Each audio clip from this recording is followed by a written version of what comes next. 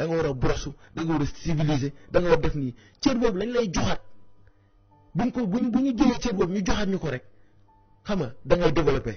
yàlla da lay dimbali loolu laa lay wax suñu borom da lay dimbali boo gënee sa bopp nii yàlla da lay dimbali amul seen benn gannaaw ma jàppanteel milliardaire la loolu ñu xuloo ñëw këram te dama doon laaj dama doon faral di ma conseiller su ma ñëwee kër parce que aussi dama ko rendre service ci yeneen domaine yi ñu doon def su ma ñëwee bu ma ñëw conseil benn jour xam nga su ma ñëwee dafay considérer man kii daal kontaan naa si moom benn jour ma ñëw rek mu ne ma mu yónni gardien ne ko nekk mu dem ba suba.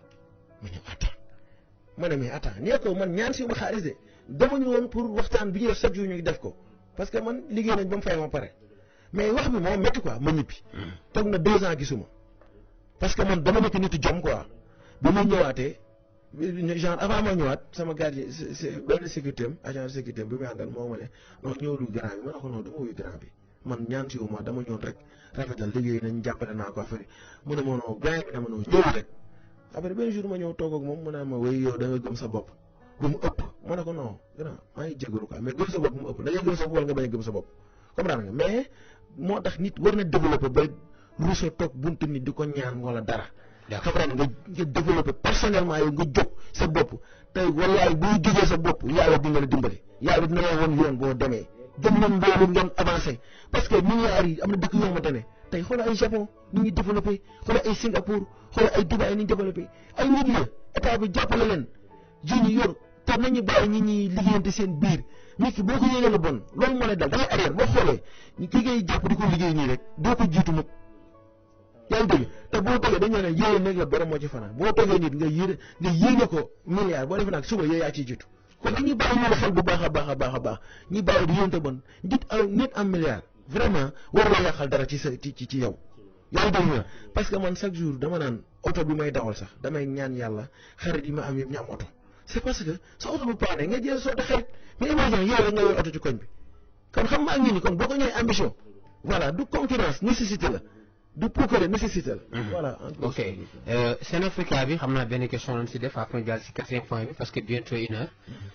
dama gis ne dafa est-ce que xawul diis parce que combat bi c'est continental parce que am na mouvement yu bëri fii judd yooyu c'est national mais bii c'est continental léegi ban système ngeen teg pour mën a dajale Afrique bi yëpp si combat bii nii ñëpp a gis si seen bopp mu gën a répondre sur l'unité africaine. le problème en est que le Senafrica le mouvement Senafrica il se développe en ce moment de 2 langues français et anglais.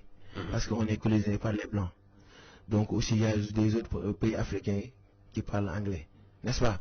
Donc en ce moment on travaille avec des Guinéens, Guinéennes et des Camerounais, des gens, je salue au passage Adama la Guinéenne et l'autre aussi Mohamed l'Ivoirien. Donc on a bien des autres nationalités Gabonais, tout ça. C'est parce que c'est pour le développement de l'Afrique. Donc combat boobu dañ ciy def ndànk xam dañ ciy def ndànk mooy il faut ñu xam concept bi da nga koy xam déjà diisul parce que ñàkk xam rek moo tax ngay genre ku xamul rek da ngay jàpp ne dafa diis. mais lépp lu gis dafa am fondement léegi bu ñu nee Zoss attends Zoss moo créé le mouvement Senafrique mais Zoss c'est un Sénégalais mais Zoss attends tous ces membres c'est le Sénégal déedéet Guinéen bi moom mooy Guinéen bi mooy président journée yi moom mooy trésorier bi Camerounais bi wala Ivoirien bi moom mooy secrétaire général bi wala moom mooy les relations internationales et la communication.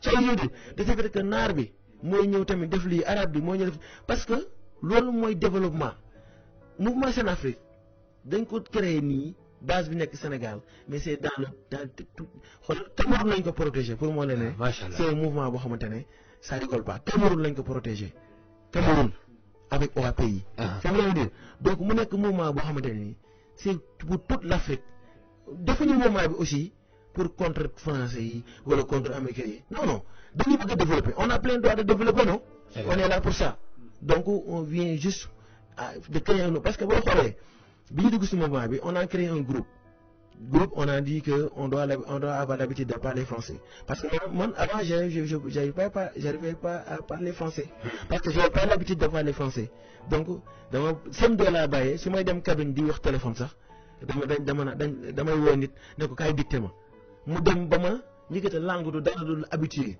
maintenant j'ai l'habitude il faut pas aussi ñuy ragal def ay fautes. On n'est pas des Français, on n'est pas des Américains, on est des Africains. Donc c'est normal que pour qu'on fait des fautes. Mais j'ai pas de problème pour que de dire même là papa. Donc ça me dérange même pas. Tu as vu? Donc bi ñu togo ci réunion un gars qui s'appelle Seigne Mbacké moom tam vraiment mi ngi jàpp ci liggéey bi mu jóg mu ne ñu il faut ñu wax parce que on est le Sénégal on est dans le Sénégal ma ne ko léegi boo ñu bëggee représenter France looy làkk mu ne français rek déjà indi na boppam dégg boo xoolee léegi moom mi ngi commencé développer en français parce que war nañu représenter yeneen dëkk keneen ko tamit ku nekk Bourguiba ñu ngi koy nuyu aussi mi ngi Maroc bi mu ñëwee tamit il a développé il faut ñu pàccal ci kaan yi xam nga affaire genre yooyu léegi après Guinéen bi woote laajte ne lan may pàccal kaan yi après ñun dañuy mujj di ko traduire non du loolu il faut moi j'ai l'habitude je peux parler français mais le truc comment dire le projet le base c'est le Sénégal.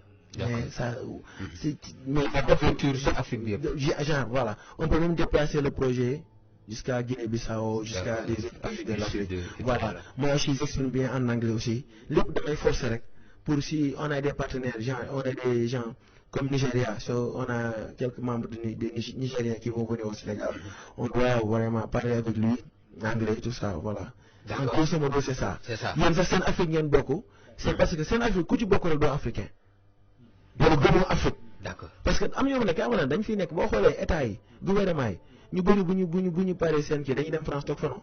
bien sûr ana xoolal boobu complexe Almadies ne fii nga mën a tabax benn ranch ci village yi Tubaab Jala xoolal presque yi fi nekk ay île de Saloum demoo développé créer ay société def affaire yi dañuy dem France ñu toog foofu loolu lañu tubaab njëkk xasee yaa ngi dégg loolu lañu tubaab njëkk xasee il faut ñu bàyyi nekk complexe lépp lu ñu soxla muy suñu dëkk nañ développé Afrique man loolu laa gëm te je suis très jeune mais yàlla may na ma vision boo xamante ne c'est une vision vraiment vision large et à long terme ba futur boo xamante ne mën nañ ci développé nekkul nag lu ñuy ragal wala ñuy dellu gannaaw wala lu ñuy sóoraale non on doit développer l'Afrique c'est l'essentiel et on le fera inchallah quatrième et dernier point bi dama bëgg ñu songu ak Arena Blue Sport loolu mooy lan Arena Blue Sport Arena moom mooy genre un combat mooy deret santé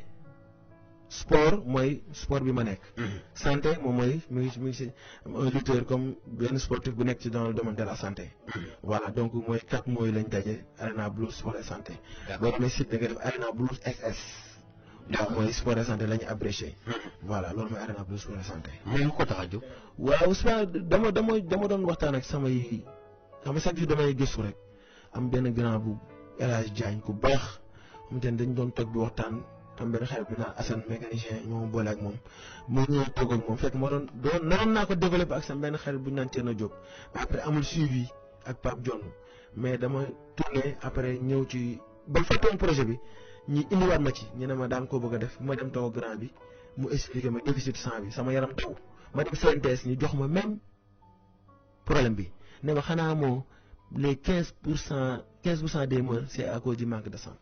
donc mu wóor na ne suñu femme accouchée yi ay village ñoom di saret la ñuy nekk di ci dañuy décédé nii comme ay weñ tubaab bi sax dañuy tooñ ñaan un Africain avoir un bébé pour perdre la vie.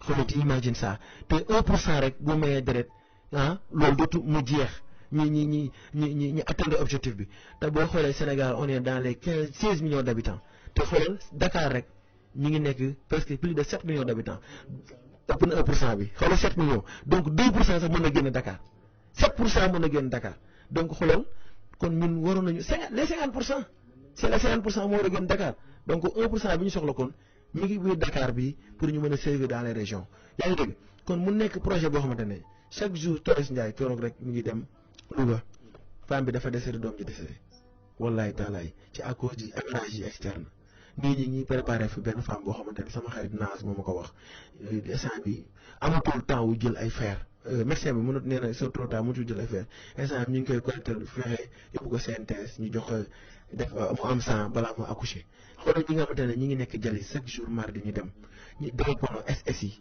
ak am na benn femme benn boy bi nekk si kaa mbaaw tamit mu ngi war a dem sang la ñu war a jël lépp en charge pour ñu mën ko opérer parce que deret bi dafa soxor ñu bëri ñu ngi tëdd hôpital di xaar deret pour dund xam nga te booy maye deret gis wax naa ne aspect yi ci nekk yëpp donc nañuy jóg nañuy bàyyi esprit ay sama deret day jeex deret du jeex à 3 heures de temps léppay ñëwaat en l'instant à l'instant lay ñëw mais au bout de 3 heures de temps lépp day ñëwaat moo indi projet Arena Blood joxoon nañ projet bi ministère pour ñu liggéey ak ñoom. xam nga ñu ngi ci ba léegi di topp pour fexe vraiment ñi financer li nga xamante ne mooy don de sang bi ça n'a rien à voir ak sama société bi may def lii dama koy bàyyi yenn artistes yi sax parce que boo xoolee bi may def réaction dama dem ci artistes yi dama dem seeti Ngaaka Blindé seeti Simon seeti Adiouza ñoom ñëpp ñu kontaan Sidi Diop comment dire pas Sidi Diop dootuñu ko gis. mais ñu ngi gisoon Kéba Seck El Hadj Seck Thione Seck Abdou Djita Seck xam nga ñoo ñëpp ñu Kaana Baas gars yi ñëw jàpp ci liggéey bi xam nga Matador def ay réaction sur vidéo xam nga wane ne lii parce que bëgguma tëb songu mbëri ñu foog ne man maay jël deret fekk lii man communication rek lay def donc CNTS ñoo indi seen docteur indi seen médecin yëpp ñoo def sensibilisation bi pour mën a dimbali population sénégalaise te ñu leen di ñaan encore une fois na ñëpp ñëw ci def don de sang man ku ci def don de sang boo ma invité dinaa ñëw dinaa utal date CNTS mën naa fi bàyyi numéro boo xamante ne man maa ngi utal date CNTS. émission bi incha allah présider sa journée indi la ay télé loo mën ci sponsor ma jàppale si parce que convention bi laa signé ak centre de transfusion sanguine pour jàppale déficit bëggatuma daal vraiment Sénégal Afrique bi yëpp di kaas projet bi boobu tamit Cameroun lañ ko protégé. dañ ko commencé Sénégal rek mais dañuy dem ci sous région bi dañuy dem ci dëkk yëpp c'est pour toute l'Afrique. c'est pour toute l'Afrique. di ko jaajëf bu baax a baax monsieur Jos si développement 4 points yooyu. heure auditeurs yi jot na fi mu nekk nii il est 1 heure. Amadou. waaye ayca léegi dama ne sa réunion yi nga xamante ne war nga ko teg si seen Africa bi. seen Africa naka ngeen koy coordonné. si ban profil ngeen koy coordonné ak si benn plateau ngeen koy tegee parce que doonte que ñoom ñëpp nekkuñ ci benn réseau wala nekkuñ ci benn gox. réew ak réew la. waaw loolu am na. xam nga réunion yooyu ñu ngi koy xam nga nit lépp loo gis day am fondement. mooy li may wax léegi base bi mooy Sénégal. waaw base bi mooy Sénégal. voilà donc balaa ngaa wax ñu da ngay def lii da ngay def lii da ngay def lii da ngay samp sa fondement ba pare fondement bi li ñu njëkk a samp mooy l'intégration africaine mooy différentes nationalités yi fi nekk. après amuñu considération. wala ñoom tamit amuñu considération ci ñi dëkk si dëkk bi ndax ba gis ngeen ñu bëri ñoo ne ñi ngi dëkk si dëkk bi pare ñi ngi nekk fii di fi jàng école nekk yeneen ay Nigériens ay kii ba pare considéré wuñu Sénégalais yi ñu nekk fii. Sénégalais tamit nangu ñu leen reconnaître comme africain. donc ñun intégration bi moom mooy la première des choses. yaa ngi dégg donc moo tax ñoom sax la ñuy bàyyi ñii présider réunion yi. kon instant bi membre yi ngeen am fii la ñu nekk. membre yi benn membre boo xam ne mi ngi beneen dëkk. si am nañ ñaa ngi nekk beneen dëkk. mais ñu ngi participer ci réunion yi ak ñu ngi def ay conférence ay téléphone conférence. genre am nañ conférence yoo ne dañ koy def par téléphonique. kon am nañ siège. am nañ siège recevoir. après am nañ groupe WhatsApp boo xamante ne aussi. ci ngeen nekk ci la ñuy dugg. pour que mën a xam réunion yi kenn la fan la. noonu ngay duggee ci groupe bi. fii noonu la ñuy participer. noonu la ñuy participer ñu bëgg a adhéré nu ñuy def. ñu bëgg a adhéré dañuy am numéro bi ñu leen jox aussi. ok xam nga ñu dugg ci numéro ñu mën a woote si numéro boobu. pour mën a après nañ ko joxe. pour ñu mën a dugg ci numéro boobu. wax ak daam bi mu adhéré ci groupe bi. am na ñu bëri ñoom dañuy dugg xamuñu concept bi. dañuy dugg di génn dugg après la dame m'a appelé mu ne ma mais pourquoi vous là les Sénégalais ils rentrent de sortir ma ne que y a des gens qui ne comprennent pas ce concept. donc c'est pour cela qu'ils ont l'habitude de voilà parce que en général boo gisee continuer groupe WhatsApp mu ne ah sama téléphone ko suuf parce que groupe WhatsApp ay affaires yi détails ñoo ci nekk wala nit fi nekk contre état déjà am nañu quelques nit yoo xamante ne dañu mer gett ci groupe bi génn parce que dañu ñëw rek gis ko day dugal booy Macky Sall lu ko fiy jëlee dañ fiy jël nga gis ñu ne franchement grand nga baal mais loolu taxu ñoo jóg ça je veux dire du indi fii affaire rek kooku gedd man sax bokkatuma ci groupe bi parce que dañuy bëgg a changer sujet bi te sujet bi c'est le développement de l'Afrique. Voilà, on n'est pas là pour genre contre qui wala contre qui mais on parle juste de développement de l'Afrique. Du développement. D'accord man ci côté don de sang bi laa bëggoon a ñëw. dama xamul ba xam des fois da ngeen koy def jël sang bi yóbbu ko ci hôpital yi. wala à chaque fois da ngeen di xaar mu nekk ay programme yu doon def yu annuel pour def loolu naka lay demee don de sang bi ay c'est régulièrement ou bien c'est annuel. c'est régulièrement parce que concept boobu moo fi amoon. dama ñëw synthèse laajte ñu ne ma ñi fi def artistes yi def di don de sang dañuy def 10 ans ba 10 ans. wala ñu xaar journée bi sax. voilà don de sang boo ko xamee doo ko def 10 ans ba 10 ans wala nga def li nga xaar journée mooy annuel chaque année. non non loolu amul don de sang da nga ko def chaque jour. chaque jour wala chaque semaine war nga organiser collecte de sang parce que dafa am sang boo xamante ne 3 jours la 4 jours lay def. xoolal loolu. léegi bu imaginer kooku par exemple sang bi nga xamante ne am na ko sang dañ koy congelé. comme day wow comme am boo xamante ne dina def 35 jours. est-ce que yaa ngi dégg donc c'est des sang yoo xamante ne jógul sax. yaa ngi dégg parce que bu ñu genre synthèse bu defee collecte. bu ñu woowee ambulance yi bu ambulance yi jógee ci région yi ñëw. ñii di jël si sang bi non franchement day jeex ci saa si lu ci bëri. donc moo tax don bi dañ ko war di def parce que amaguñu objectif. ba tax na war nañ ko def affaire à long terme nii maa ngi pare benn pour le 13 octobre incha allah. loolu laa bëgg def. 6 waaw. voilà bu ñu confirmé dinaa ko ñëw fii confirmé. incha allah bëgg def don de sang mais don de sang dafa nekk loo xamante ne chaque minute war nga ko def mais dañ ne waroo def don de sang boo dee jigéen. 4 mois ba 4 mois nga war a def may deret. boo gisul sa règle. boo dee góor 3 mois ba 3 mois. parce que li ñuy bañ foofu boo déggee ñun dañ doon def concert mais duñ ne ku jënd billet nga def don de sang nga jënd billet. parce que nit dina ñëw may deret 2 fois wala mu bëgg a may gelam billet. xam nga bëgg a dem rek wala mu yóbbaale gelam bi far nag mu am hémorragie externe. comprendre nga léegi loolu lañ ciy daw. moo tax texte yi dañ la naan carrément 3 mois ba 3 mois la góor di may deret jigéen 4 mois ba 4 mois. c'est écrit noir sur blanc. mais def don de sang dafa laaj ay moyens. mooy nit ñi fi nga leen di yóbbu fi nga leen di indi boo joxee deret ba pare li lay jox nga lekk nga naan ak yooyu moyens yooyu fan nga koy jëlee ak ministère bi lan la si participer. waaw moyens yooyu man bi may def don de sang bi may sama première journée boog def naa ko maintes bés mais sama première journée ci sama propre moyen laa dem génne sama compte def ko parce que am na objectif bi ma bëgg a egg def moo tax ma def loolu bi ma ñëwee exposé naa genre le ministre Diouf Sarr jox naa ko projet bi mu ne ma après dinañ ko financer par la suite am nañ benn petit somme bu ñu génnee pour jàpp ci mais ça se fait pas. ñoom waa ministère mais ça franchement on se dit la même chose ça se fait pas parce que ñun par exemple dañ ne la sensibilisation après sensibilisation tu sais bien que ne boo bëggee luy un podium pour sensibiliser nit ñi di nga def 2 millions wala def 1 million 500 mën na joxe 1 million na nga def 1 million da ngay dem sa compte génne 1 million teg ko ci muy 2 millions.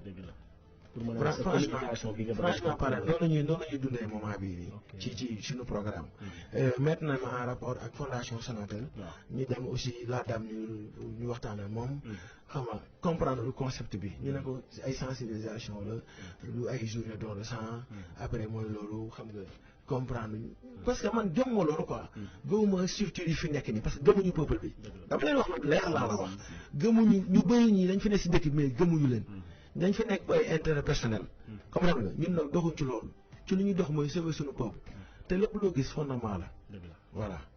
mais léegi comme léegi dafa ci côté Sen Africa bi quoi da ngeen demee ba teg ko est-ce que consulté ngeen société civile yi fi nekk ay RADDHO ay Forum Civil ak yeneen opposants yoo xam ne ñu ngi fi. pour jéem a conscientiser jéem a xool nan ngeen di bëttee li nga parce que da ngeen bañ Afrique amati frontière. oui yéen frontière leen bëgg a dindi. africain mais loolu est-ce que du ñëwaat loolu du ñëw ci même question gars yi. d'accord mais boo ko mënee développer tuuti rek gars yi mën a jàpp. waaw non xam nga dafa am lu li ma la sànq. xëy na il faut gars yi comprendre mooy nit dafa soxla base. base da nga koy dëgëral ba pare. balaa ngaa def quoi que ce soit. on a des gros projets pour l'Afrique. mais dafa am base. base li ñu soxla mooy comme ñuy dugg sànq li ñuy wax seen prière yi ñuy ñaan. c'est très important.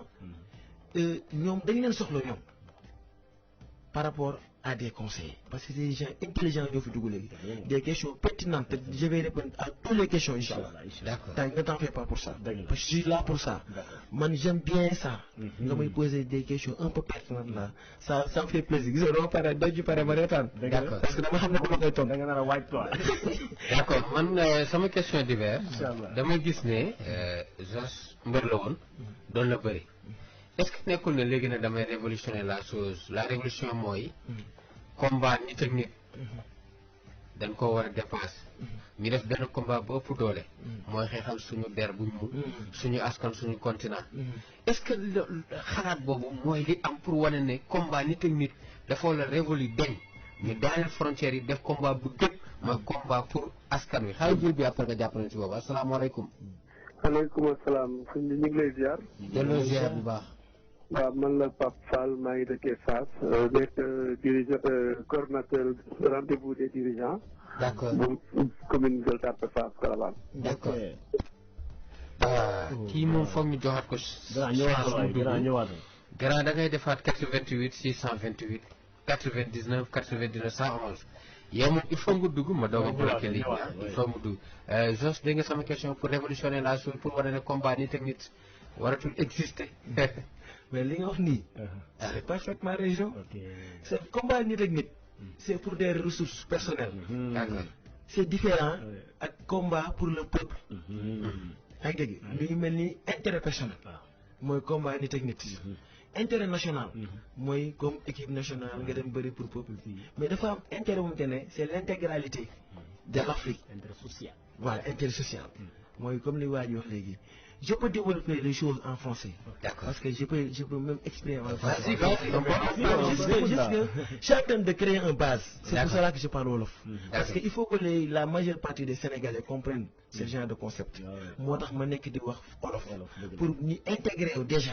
Mais après, on doit développer en français. En France, si vous voulez. Si vous Voilà, voulez. non, Kogu, Inch'Allah, on va gérer tout ça. Inch'Allah. Pour revenir, les gars, c'est ça. d'accord mais tamit est-ce que tamit loolu du xaw a déranger sa confrère mbëri sa mbokku mbëri yaakaar na vraiment Jos li mu def nii dafay ray ou bien day gën a néewal doole bëri bi parce que bu génnee am xalaat bi mun na ay yeneen nit mun ko ci topp ay yeneen buñ ko ci toppee su boobaa da ngay gën a néewal doole lii parce que combat bi amul benn lien ak sport.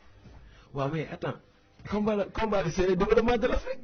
waaw xanaa xamoo ku xamul mooy xalaatee noonu. parce que combat bi laa la wax léegi su ma amee sponsor damay ñëw jàppale mbëri. voilà mais est-ce que xam nga lii muy créé nii bu amee. sponsor nigérien bi ñu ñëwee fii mbëri laan 1 milliard. parce que day boobaa day ubbeeku. Sénafrica genre nit mën na ñëw damay bëri drapeau Sénafrica. mais Camerounais yaa ngi fi. Ivoirien yaa ngi fi. gars yi ñooy ñëw en force. yaa ngi dégg parce que. dañuy nekk après dañuy am tuuti doole parce que doole bi ñu am mooy nit ñi dañu nekk au courant ci Sénafrique. bu ñu nekkee au courant dañuy sponsorisé. léegi ñun basé tuñu ci yenn détails yi. échange ak ñi des sponsors un peu influents. ñu arrêté seen loxo ci lutte bi. donc ñeneen dañuy ñëw en force. lañ naan làmb du biir day xëy aussi. waaw loolu tamit chaque année ñu ne làmb day daan dañuy xëy rek. benn gars yi ñëw rek financé. loolu yàlla dogal ci d'accord ay CEDEAO yooyu yëpp UEMOA. yaa ngi leen di jéem a envoyé des courriers. des courriers waaw tout ça. mais loolu yëpp dafa am lu ko jiitu. dëgg la dafa am lu ko jiitu mooy base. moment bi xam lu ñu soxla. mooy intellectuel comme ñu dugg ñu sànq. ñu intégré leen ci Sénafrica. ñu ñëw xam mouvement bi lan moo ko tax a jóg. dinañ ci développé du ci kanam. mais ñoom ñu ñëw ci biir. ñu wax leen li fi ne ba pare ñoom ñu dolli ñu dara. loolu mooy Sénafrica parce que c'est l'Afrique. pour comprendre doo divertir ñun duñ divertir. et puis buntu yi dañ ko ubbil pour ñëpp. wala dëgg la dañ ko ubbil pour africain. dëgg la et puis ubbil ma ko pour français wala pour ivoirien wala asafula pour asiatique wala quelque chose comme ça.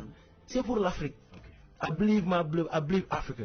loolu moo tax a jóg groupe bi nii. d'accord Amadou. ñu ngi jaajëfal ñëpp di bëgg ñëpp. ñu invité fii Saliou Ngom ñu gën ko xam ci Zos. ancien lutteur. doy na ok Katim Cissé mooy ki fi jëkk woote. moom mi ngi laaj ba xam yow làmb ji dem ba ci biir nga continuer waat di ko def wala définitivement bàyyi nga ko. non bàyyi naa définitivement parce que sama ndigalu sëriñ laa si am muy sëriñ Moussa Nawel. ok du ma takkaay ngeen bu soobee yàlla. alhamdulilah waaw. mu jubilé bi te jubilé bi sax. il faut ma dem waxtaan ak moom ba xam. noo koy defee. noo ma koy defee est-ce que du ma ko bàyyi benn yoon. d'accord voilà. d'accord. pour bañ ko def quoi en fait. waaw gën naa leer tamit si ñeneen ñi. mu ne mouvement bii nga teg nii nga tuddee ko Sen Africa mouvement politique la wala mouvement apolitique la. waaw mouvement apolitique la xam nga apolitique ak politique. xam nga turu politique lañu yàq. dëgg la comprendre nga. mais tey si boo nee je suis dans le développement de l'Afrique. et puis nga contre gouvernement. comprendre nga. kon. dem nga opposé wu. te bu opposé woo di contre gouvernement nekkoo si développement de l'Afrique. nekkoo si développement pour ce gouvernement. comprendre munoo tamit aussi sénégalais yëpp jóg di jàppale diw.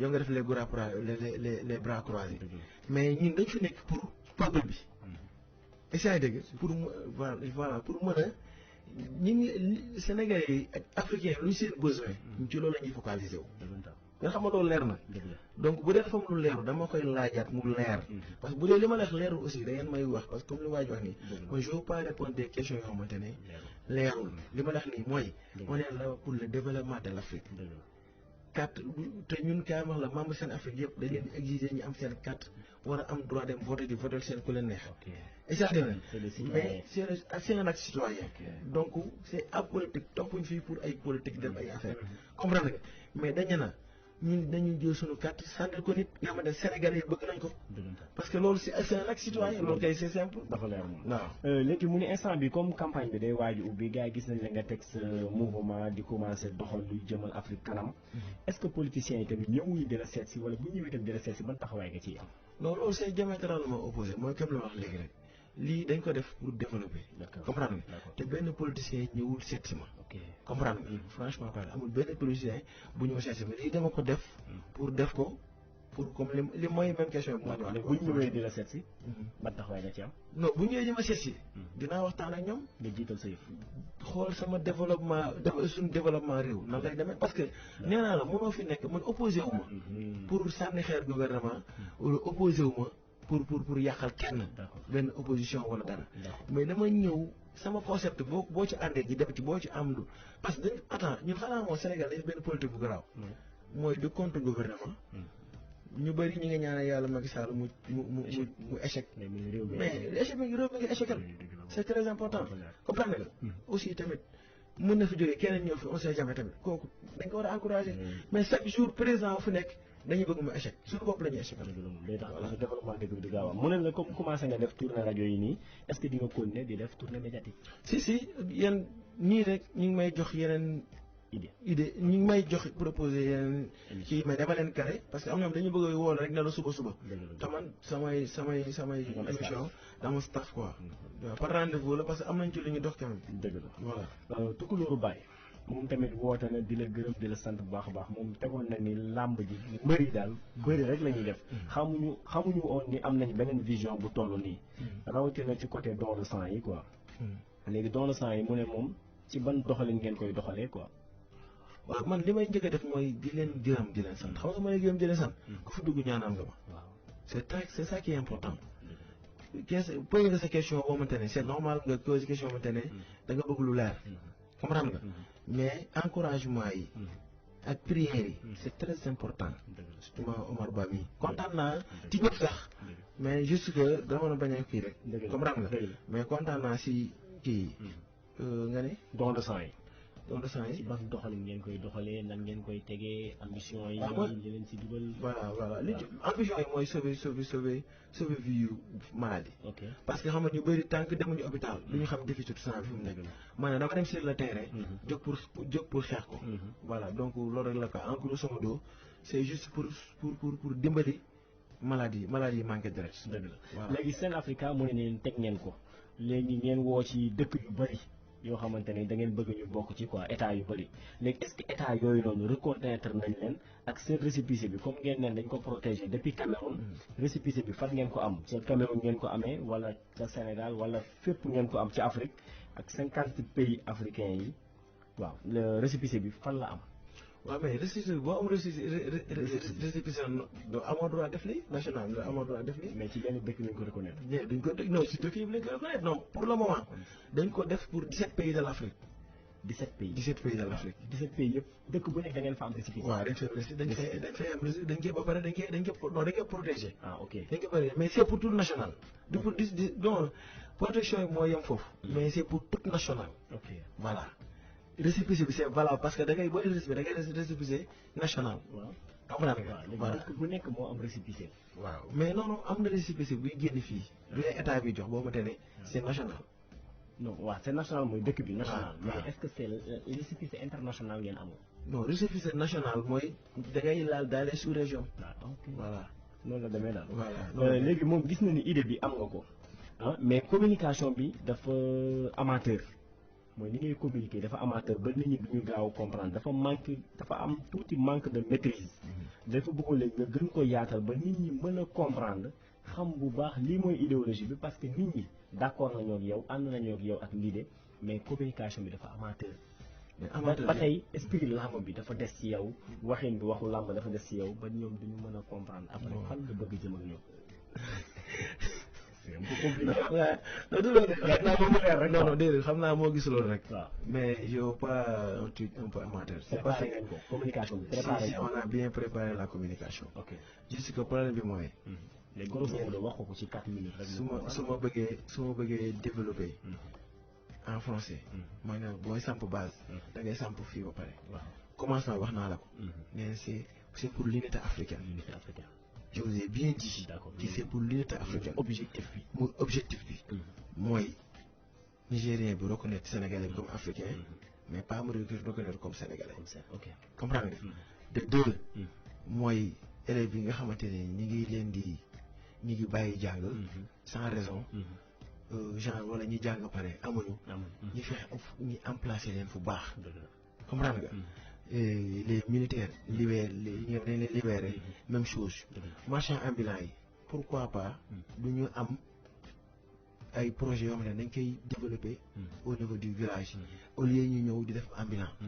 comprendre nga parce que boo xoolee le futur du Sénégal c'est l'agriculture. ok.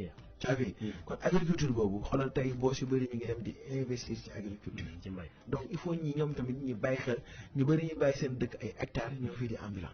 comprendre nga kon concept bi loolu la mooy aussi dañu am partenaire yu nekk à l'extérieur yoo xamante ne dinañu mën a organiser ay salons. des partenaires financiers.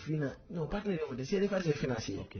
mais c'est des partenaires aussi de développement mooy yi nga xamante ne genre duñu jox financement mais dinañu yombalal Sénégalais tey mu jóge fii dem participer un salon en France wala benn foire en France benn forum wala benn foire mu développer ce que c'est que l'Afrique. d'accord.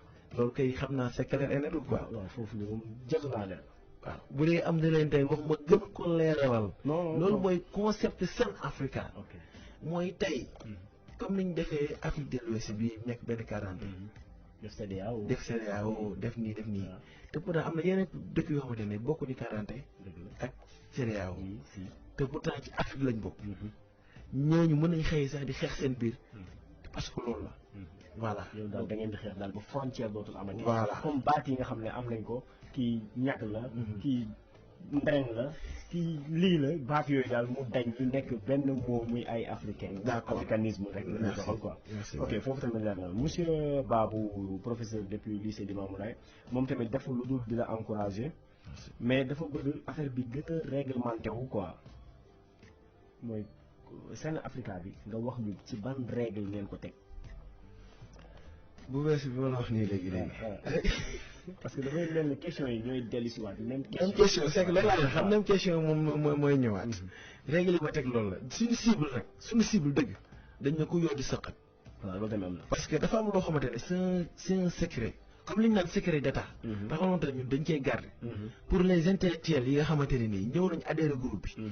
ñoo ko leen le pire objectif bi nga xamante ne mooy code bi. code bi aussi tamit du ma taxaw fii di ko joxe. on se dit la vérité on est dans la presse. voilà suñu règlement intérieur.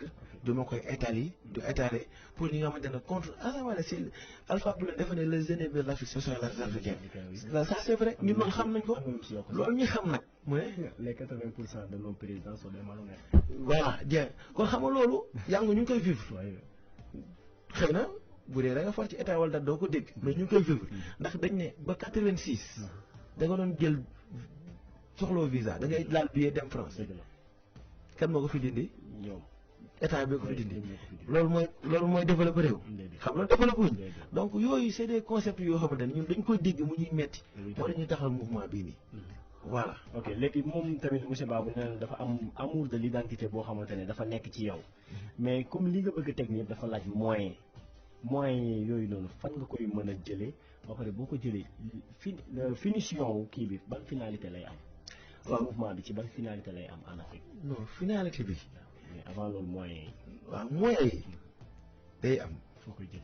non moyens yi day am parce que moyens yi ñun wax naa ne am nañ partenaires yi ñuy ciblé yoo xamante ne partenaires yooyu. mënu cee xam kenn. non loolu c'est pas. sànq dégg naa la ngeen am na ay banques yu mag yu leen commencé. c'est un peu privé on peut pas étaler ça dans la presse comme ça. parce que on est dans les phases de négociation. D'accord. On peut pas tout dire ça au presse. dina am daal. incha allahu taala. léegi finalité bi léegi lan la objectif bi carrément boo leen ko amee lan mooy final mujjantal bi seen Africa bu demee ba Afrique booloo lan ngeen ci bëgg loolu lañ ci bëgg yóotu. liñ ci bëgg a yóotu il faut que ñëw nga adhéré ñu wax ak yow. mais loolu tamit day kii. non parce que ñun. parce que ñii ñëw moo tax. ñii ñëw foog nga am benn communication boo xam ne da ngeen mën a convaincre ba ñëw. je suis parfaitement d'accord. Je suis parfaitement d'accord yow. mouvement bi il faut nga xam concept bi. pour comprendre ko. d'accord. yaa ngi dégg. d'accord il faut nit ñëw ñu waxtaan pour mën a am lu ñu leeral. ak foofu. d'accord comprendre nga mais dafa am dañ leen ku yóodu sëqat. loolu tamit il faut ngeen may ma loolu. ok mooy ku yóodu sëqat. kon da ngeen nag ñu sàcc idée bi. bëri na nee naa la idée bu ma yàgg a teg dañ koy jël. ok dem yoxosu ko jël ko mais dama ne la mouvement bi nii ba ma mayee 6 mois. nga gis fi mu jëm. ok ba pare ma am fitu nag taxaw. développé leneen ak leneen. lii défi la yaa ngi dégg défi la. voilà waaw dama lay wax rek 6 mois sax boo def ndànk bëri na. mais dama ne la fii ak ay mois yi fan yi néew. ngeen gis leneen incha allah. te ñi nga xamante ne ñoo may encouragé. laa ci soxla. parce que on développe tous les jours c'est pas Fall mi doon waaj dugg waroon dugg nga xool. bu duggoon dinañ développer parce que on comprendre le concept bi. parce que on avait le temps de discuter ak groupe am bi mu yor face. waxtaan nañ ci lu bëri parce que ay bopp laay soxla lay rencontré. te teg yooyu dañ leen di jox des explications telles que comme ni nga wax nii. mais fondement bi laa leen di wax. fi mu yem nag yàlla moo ko xam. mais ñun xam nañ tamit am nañ fi ñu yaakaar ne fa la yem. mais du ma ko wax fii nii parce que. ñi ngi may jox ay non ñëwal ba pare ma ñëw fin bi. léegi am na Abdou Diop ñu ngi ñu woowee depuis Kaffrine moom tamit ñu lay remercier ci taxawaay bi di la ñaanal aussi combat bi nga dugg léegi yàlla na nga ko atteindre. keneen ki may woo mi ngi tudd Mamadou Thiam depuis Bentali moom tamit dafa jàpp ni Zoss léegi amatul buzz loolu moo tax mu jug créer mouvement bi nga xamante ne mi ngi ciy wax te kenn comprendre non xam nga buzz moom mënuma comprendre sax lan mooy buzz. parce que man journal yaa ngi may woo. fu ma génn kii fi ñu fa lañ jóge léegi. fi ñu jóge léegi oto bi man boo sax man dama toog. waaw yàlla moo ma tim de wallaahi tallaahi ñaan yàlla pour mu wàññi ko. man personnellement. waaw parce que dama ko ñaan yàlla sax. au temps parce que dama demoon ba sonn. man maa toog ñaan yàlla suñu borom ne wàññi li ma teg parce que loolu diis na kon man soxlaa ma sax moment bi nii yenn détails yi mais xam naa ne. xam nga sur télé yaa ngi may sollicité pour ma ñëw def ay interview xam nga mënoo génn kenn présenté Zoss kenn ci Sénégal yaa ngi dégg donc c'est l'essentiel. voilà mooy liggéey ni ma dajeeg moom fa ma nekk man te kenn yuuxuwul turam. voilà c'est ça donc c'est l'essentiel mooy liggéey naa ba am benn niveau bu ma yegg li des nag xam naa li muy tuddee cause mooy bëre daan wala affaire yooyu te nekkatuma ci cadre bëre boobu mais li ma ci am maa ngi koy développer pour l'Afrique après loolu dinañ xam lan mooy. loolu mooy jëriñ bi c'est important. dëgg la Moustapha Badiane aussi bi ñu woowee depuis Kaolack moom aussi moyen bi lay laaj fan ngay jëlee moyen ba mën a teg sa structure bi nga bëgg taxawal est-ce que aussi yaa ngi nekk garde corps Akon ba léegi nga toll ci pour ñëpp xam ba xam nekkoon nga ko wala yaa ngi ci ba léegi. non xam bi ñu xamante ci domaine boobu lañ xamante woon. mooy nijaayam moom moo boole na moom ne woy sama jarbaat def fi ñëw kati xam nga léegi dañ bëgg a ñëw jàpp si lutte bi boobu j'étais jeune. bi ma ñëwee on s'est connu mais dafa amoon estimation ci man. genre bu ñuy àndee moom si otoom laay dugg. du ma dugg ci oto garde corps xam nga rek Sénégal gars yi commencé na jënd si sax. mais par la suite moom buy ñëw day indiwaale ay garde corps mais day am envie rek woo ma pour ma ànd ak moom. moo nekk après ñu nekk ay xarit quoi. voilà loolu yaakaar naa benn année la woon c'était en 2005. après di si des day ñëw woo ma rek juste pour ñu ànd. mais mosoo leen nekk ba biir États-Unis. si seeti naa ko Atlanta ñu dem kër T-Pain. xam nga ay French Montana gars yi artistes yu mag ñu nekk di bokk quoi di bokk di genre quoi. dëggantaan kii moom sa xarit la xam naa Omar Ba moom woote na fi gërëm la sant la ne la aussi lépp li ngay def ci côté don de sang yi. donte sax boo koy def ak moyen ak leneen loo ko mën di defee jàpp ne loolu lu jaamu yàlla la. loolu ku ci mën na la ci encouragé bu baax a baax. Pape Fall aussi te mu yore rendez-vous des dirigeants moom tamit dugg na mais jotul exprimer comme il faut parce que ne ma nag amul semaine bi passé rek gisante ngeen quoi Tukulóor Baay aussi moo mujjee dugg nee na la moom ci sa wax chaque jour da ngay wax ay partenaires nga wax ñu partenaires yooyu yan façon la ñuy ñëwee si yow pour jàppale la aussi tamit boo bëggee teg mouvement tamit foog muy am moyen bu muy àndal bu dee nit ñi dañuy jënd carte membre ñu communiquer ko mu leer nit ñi mën a jënd carte membre ni ñuy adhéré ñu xam na la ñuy adhéré pour ñëw jàpp si parce que bu dee chaque jour rek yow si sa poche rek lay génn bu yàggee day të te day gën a metti quoi. waaw non xam nga mouvement mënul ñàkk carte membre. waaw xam nga parce que carte membre yooyu moom la ñuy sukkandiku pour mën a am accès ci yenn niveau yi. parce que nga xam dinañ xam ne am nañ tant de membres. mais li ma leen wax encore une fois mais le mouvement nekkul mouvement bu ma ne intérêt personnel moo ko tax a jóg.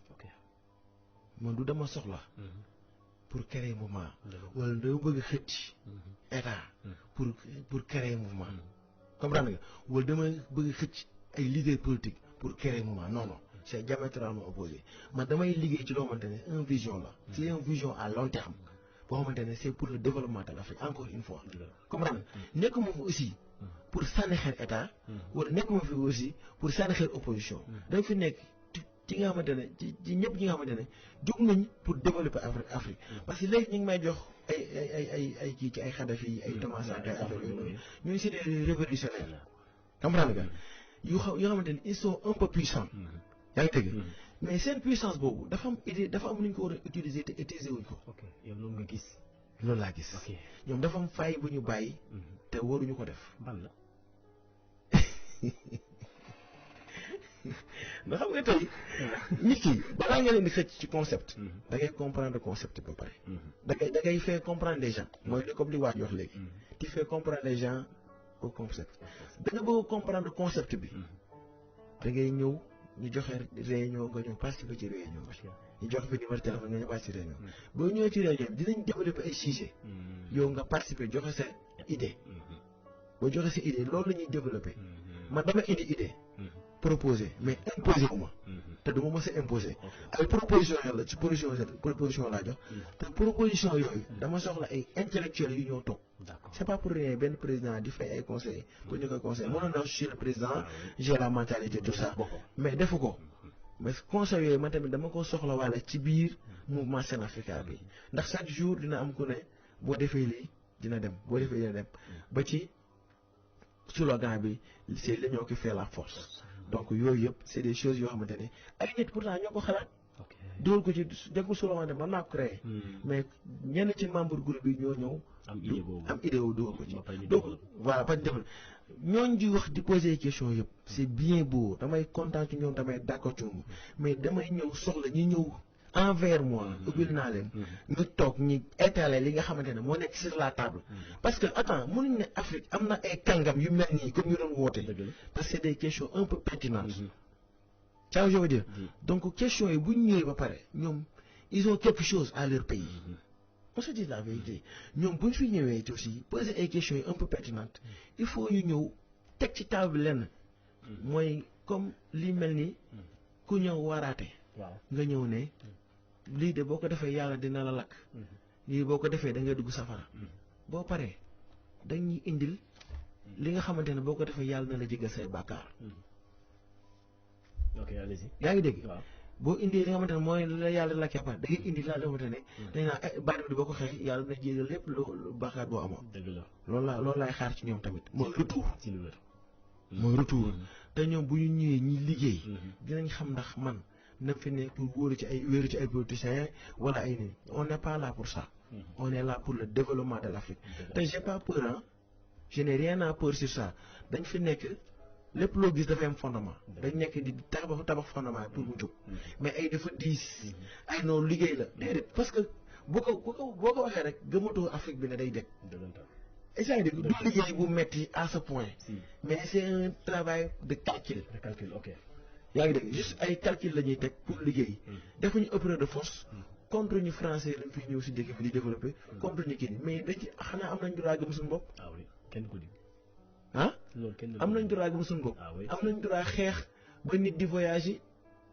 te du am visa am na ci droit non y a des pays qui am na pays yi def loolu yaa ngi dégg mais si concept yooyu la nekk ñun suñu réew mi moom bëri na ñu fi nit di duggee te amul visa. voilà moom suñu réew moom tàmbalee na noonu quoi. voilà mais man si constat yi ma ci am daal te ba mu gën a leer daf jóg li ñu fi amoon ci auditeurs yëpp mat na mais constat yi ma ci am ba mu gën a leer mooy Zoss dafa am idée mu teg ko mu gisanteeg ay nit ñu d'accord ci idée bi léegi ba tey doyluwul idée doyluwul ñi fa nekk ñeneen am nañu yoon mën cee dugg ñu indi li ñu yore ñun li ñu yor lépp lu ñu wut mooy benn doole boo xamante ni Afrique dañuy unir bennoo ñëpp mën see jariñ. xam nga nga xaw a comprendre concept bi. mooy tey bu doon projet la. comme li waajoo sànq. dama koy bind. su ma ko bindee ma teg ko stable bi mais du projet. projet la d'accord projet la mais du projet buy pare tey tey. est-ce que dégg du projet personnel boo xamante ne dama koy bindi teg ko stable bi man dama indi idée pour l'Afrique. Chacun a le droit d'avoir posé son opinion. Ça je veux dire. Donc ñoom dañuy am idée bu dee ñoom gëm nañ Afrique dépassé naa gëm nañ Sénégal wala dëgg li ma la wax dama dépassé loolu parce que ñoom ñii kenn day ñëw ci ñoom ñu ne ko tey yaa ñuy représenté Nigéria mu dem suba ñu ne yaa ñuy représenté Cameroun nga dem mu missionné kon ñun loolu la ñuy xaar ci ñoom intégration africaine yaa ngi dégg kon yow comprendre nga concept bu baax noonu laa ko gisee mënaguma collecter Sen Africa c'est parce que awma droit collecter ko en ce moment dama am droit récolter ay idées différentes ay initiatives différentes président yooyu noonu lu ñu bëggoon def mënul nekk xam tax mënu woon gaaw a nekk parce que ñoom dañuy ñëw ak système force bu ñëwee système force ñi nga xamante ne seen ressources mi ngi jóge Afrique dañuy jéem a contre c'est man posé woon naa sa benn question la moo tax nga ne ñooñu seen faay man li may gis mooy ñoom ku nekk da nga toogoon si jàll bi jiite mais yow da nga ñëw toogoo si jàll jiite woo soxlaa ma toog ci jël soxlaa ma nekkoo président mais am nga sa objectif boo xamante ne bëgg nga ñëw jouer ko pour Afrique uniru merci ñu ne ànd ak yow tamit ñëpp dinañ xam ne lii du mënul nekk lu personnel si yow voilà day mën a nekk loo xamante ni idée la générale keneen sax mën na si indi idée am tamit ci voilà gis nga projet bi tey bëggumoon sax ñu ciy cité président donc ñu cité gis ay membre parce que dama bëgg rek ba léegi idées yi différent moo dama bëgg mu nekk ay membre pour ñu bañ ci gis njiit bañ ci gis dara du ay membre c'est que man li ma ciy dolli côté njiit yi parce que xam nga loo gis nee nañ waxtaan dafa war a neex borom kër ay booy seet borom kër yi mooy autorité yi wala même sax bu nekkul président yi man jàppoon naa ne réew mu nekk war ngaa mun a atteindre foofu un député nga xam ne war na mun a dem ba mu nekk ci ay projet de loi yoo xam ne war na mun a dugg ci assemblée yooyu. c'est que yoo xam ne question yi bañ a dugg ci ngay nekk di développé. waaw parce que aussi. ndax am na loo xam ne tam il faut ñu wax ko parce que. mais xam nga loolu. il faut ñu laal autorité yi parce que ñoom ñoo yàgg. mais xam nga loolu attends xam nga tey ci doon dugg nii tey di wax. d'accord. ci na comprendre concept bi comme nañ noonu suñu représenté assemblée xam nga loolu beneen affaire la mais nee naa la débat bi bëgguma ko woon indi foofu comprendre nga man maa bañ a indi débat bi foofu mais dama ne la base liggéey bi la ñuy commencé man bëgguma tëb ne la sama objectif temps la mais base bi mooy ñi ñi ñëw xam li lan mooy Sen Africa kon bàyyi maag bàyyi ba ma waaxoo nit ñi ñëw xam base Sen Africa après tey boo ñëwee mën naa la présenter tey grand bi di wax ni tey bu ñëwee mën naa ko présenter différentes nationalités yi nga xamante ne nii ñu ngi ci te sama communication il faut ma gérer ko localement avant ma koy intégrer dans le système mais Zoss je sais très bien communiquer Zoss xam nga nasaraan yi dañoo puissant te ñoom lépp lu dajale Afrique duñ ci ànd parce que ñoom fi mu nekk ñoom dañoo sës seen yaakaar fii la bu Afrique dajale te ñoom bu Afrique dajale ñoom day néew doole yan garde-fou nga teg pour sécuriser sa business. c'est l'Union africaine. loolu rek dafa des de parce que nasaraan yi dañoo bari doole. non nasaraan yi on n'est pas là pour contrôler les blancs je t'avais dit clair et net on a plein droit de développer wala on n'a pas le droit de développer. mais ñoom bu ñoom pour définir yi nga bëgg def nooy def. non c'est impossible mooy garde-fou yi bien sûr. non c'est impossible. C'est impossible. C'est pas un système qu'on peut déstabiliser comme ça. Dégg nga dégg Thomas Sankara. Non, c'est des révolutionnaires. xam nga moom war naa la ko léegi nee naa la. dafa bëgg unité bu pacifique. non xoolal li may def nii. sunu borom moo ma jox technique bi. ok te technique bi dépendre aussi dañuy contre tubaab bi pour mu ñëw. pour jël fi ressource déedéet du loolu. il faut ñun ñu reconnaissance ba pare. ñun ñu xam ne ñun la Afrique. parce que ñi ngi waaj a lancé benn concept boo xamante ne ku ne day jël sa téléphone def je suis africain. d'accord est-ce que xam nga ñu bëri osé wuñ sax pour dem ne je suis africain. complexe yi la kon. bon mais loolu laa wax ni complexe boobu la ñuy dind ba pare. xam nga kon liggéey bi c'est des étapes. xam nga déjà liggéey bi duñ ko forcer ci benn étape bu mu eggagul. mais tàmbali yëpp si jikko yi lay doon. ci jikko yi lay doon. déjà ñun dañu commencer pour la sensibilisation des Africains. mooy nit ki di jéggi feu rouge. genre oto bi feu bi vert. mu naan pour ñu may ko te boo ko mayee oto yi nga si ginnaaw klaxonné la. tout ça c'est des détails yoo xamante ne nii ñun ñi ngi ciy liggéey ci ay projet te bu soobee yàlla léegi-léegi di ngeen gis laa la wax exécution bi. di ngeen xam ne léegi nag léegi pour exécution balaa moo am dañ ci soxla kàngam yi mel nii ndax kàngam yi tamit li ñu leen di wax la ñuy mën a dégg di ñu leen di wax li ñu mën a dégg pour ñu liggéey ak yow. tey moom ñii ñëw nii buñ toogee wax la lu ñu mën a dégg dañ toogaat ci rajo bi ne genre jos d'accord naa loolu. moo tax il faut ñu ñëw seet si ma. moo wax la fi ma jëm. mais aussi Zoss moo war a dem. sensibiliser ou bien nit ñi war a ñëw si Zoss. si dama cible. waaw non xam nga Pape Fall bi wax ni maa ko seeti. d'accord damay dem seeti dama ne boo gisee ma ne nañu ñëw. mooy ñu ñëw wala ma dem man moom laa yemale. naa am seen numéro téléphone. woo leen seeti leen wala ma joxe sama numéro ñu woo ma seet si ma. macha allah j'ai pas de problème pour ça. xam naa fi mu nekk nii waxtu bi daanaka. yeesu nañ ko. mais combat bi nekkul lu ndaw. non combat bi ndaw na xam nga yow ba léegi ma nee naa la. dégg nga combat bi li dafa laisse-moi terminer. d'accord bu dee ci apolitique. combat bi ndaw na. waaw mais bu dee da nga fi nekk pour benn ministre moo ne sa grand frère. wala dara combat bi day rëy ci yow. comprendre nga mais si ci apolitique. bu dee développement Afrique moo la ñor. et tu es fier d'être africain. yow combat bi day tuuti ci yow. dëgg la. parce que combat la xamante ni yow la. alors combat la xamante ni yow da ngay bëri sa bopp. wala déggoo ma. bien sûr. yow da ngay bëri sa bopp. chaque jour. da ngay bëri sa bopp chaque jour mais combat la pour yow. xam nga mais booy bëri sa xam nga doo mot sa bopp. il faut dégg combat ci maay ci idéologie la nga ça donc combat boobu la. léegi boo comprendre concept rek yow yaa ngi ci biir. de concept la boo xamante ne développement am mën na gaaw trop sax. ok est-ce que yaa ngi dégg parce que boo comprendre concept rek day développé ci sage. incha allah parce que boo ci sama sunu Sen Africa boo ci génnee ci sa bopp nekkatoo africain. non dama la bu ci génnee boppam. non merci intérêt personnel. récemment am naa ci benn hôtel benn problème tuuti ak benn tubaab.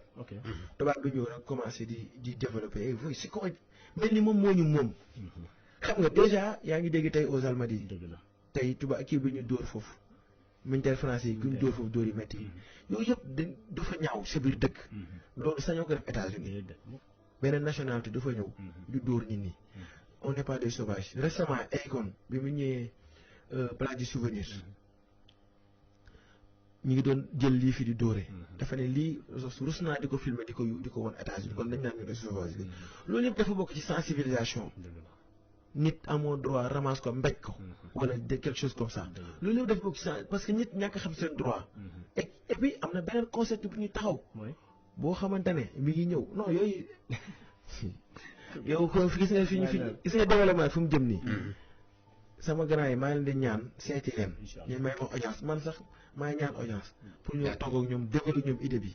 yow ci fan yi ñëw di ngeen xam ne lii mooy concept bi ñu soxla. pour le développement de l'Afrique.